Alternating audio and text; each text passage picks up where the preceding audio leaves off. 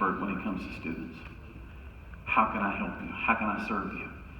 What's something I can do as your pastor to help you win students to Christ and disciple them?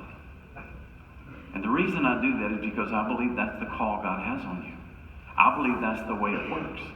God gifts you, He calls you, and you come into a church, and you are there, obviously, to serve together and to build kingdom. But your responsibility is something that senior pastors, I don't understand. There's so much in culture today, youth culture, I don't understand. It's very, very different. So I look at those guys and say, how can I help you? So I'm going to encourage you, I'm going to appeal to you to do something for your pastor. I want you to make sure you tell him often, Pastor, man, I love working here. You don't have to lie about it. So if you want to change the word to Pastor, it's a job working here. I'm just wanting you to know I'm glad I got a job. Whatever. You just tell him, I'm really, working hard here, Pastor. But here's what I want you to do. Pastor, is there something that I can do to help you? Is there something I can do to serve you? Let me tell you why that works. If we learn on church staffs and in ministry that not only are we called to serve the body, we're called to serve one another. Yeah, that's good. And the strongest church and the strongest staff will always be the one that's there to serve one another. So hearing that from you is an encouragement. And then when I say the same to him, hey man, what can I do to help? It just makes for this incredible relationship. And so I want to encourage you, don't take for granted that relationship and look at it as an opportunity really to come alongside him and or her, if you're in a church that has a woman pastor, just come alongside him and say, I want to help you. What can I do, Pastor? How can I serve you? Another one of the great lessons that I learned a long time ago was the importance of that. That you're doing everything you can to make the whole staff and the whole church really succeed in its mission. I played football in Pine Bluff High School. And Pine Bluff at that time was the largest public school in the state. And so I was the starting left tackle. And we had to split in on my side. So I was kind of like a tight end. I even had plays designed to get the ball to me, which they never ran. But anyway, so one day at practice, I was just taking the day off. And I was letting guys get by me. And the coach blew the whistle. We were at the stadium, actually, there in Pine Bluff. He blew the whistle. He came over to me. He said, okay, David, have you ever wanted to play quarterback? I said, yeah, Coach, I've always wanted to play quarterback. Man, I love to throw the ball. Okay, why don't you want to do that today? Yeah. I mean, you going to let me play quarterback then? Yeah. Come here. So he said, I want you to drop back, and I want you to just find a receiver. I can do that.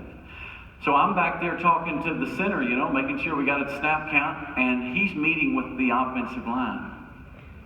I don't know what he's telling them. You know what he told them.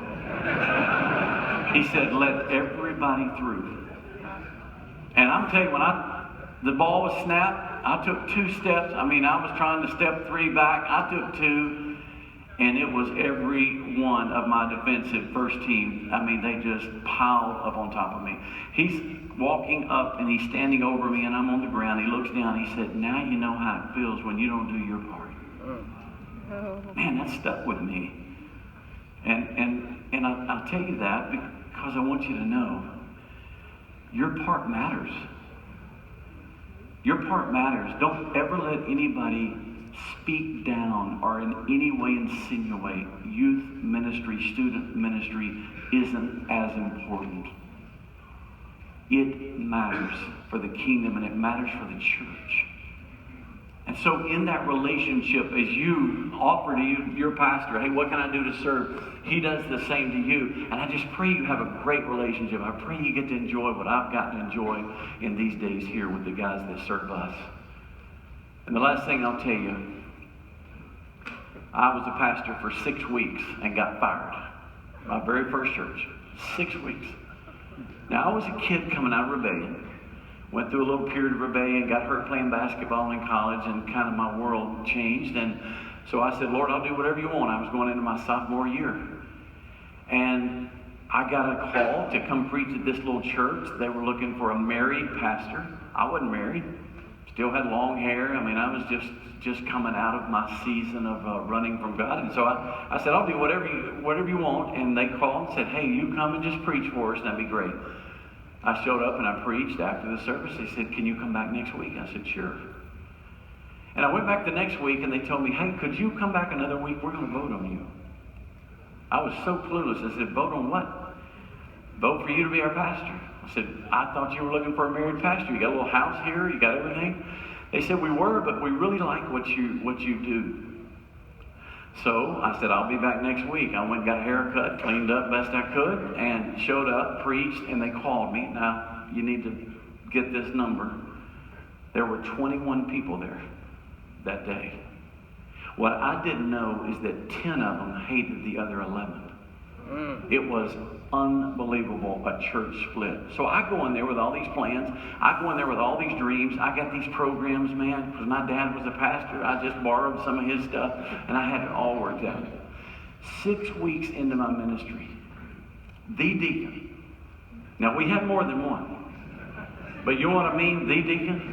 Because only one mattered, right? He said, what are you doing for lunch? I said, I don't know. I'm just kind of hanging out. He said, well, why don't you go eat with us? Well, I was single. I mean, I'm only 17 years old at the time. Yeah, I'll eat with you. So we go to his house. We have lunch together, and he says, come on back here with me. And he took me back in his office, and he sat down, and he looked me in the eye, and he said, one of us is leaving. And I said, excuse me? He said, one of us is leaving. So in my mind, I'm thinking, he's been here 60 years. I've been here 6 weeks. I bet he's talking about me. And I looked at him and I said, what's wrong? He said, you don't love us. I said, sure I do. He said, no, you don't. You got all these programs. You got all these plans. You don't even know us. And I looked at him and I said, well, Watson, would you give me a chance? Would you give me a do-over? And he said, I'll tell you what, I will. Now, he was a builder, house builder, contractor. And I said, could I build houses with you? And he hired me to build houses with him, and he gave me a chance.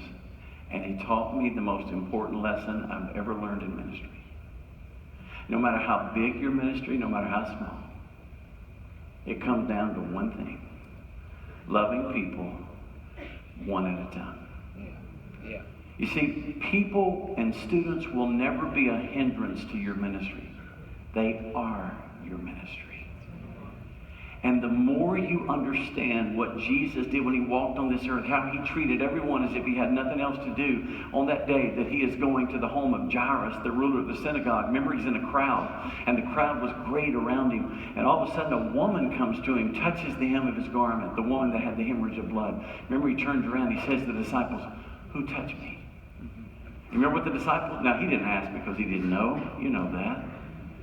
He asked because he wanted them to see her. They said, well, how do we know? There's a whole bunch of people.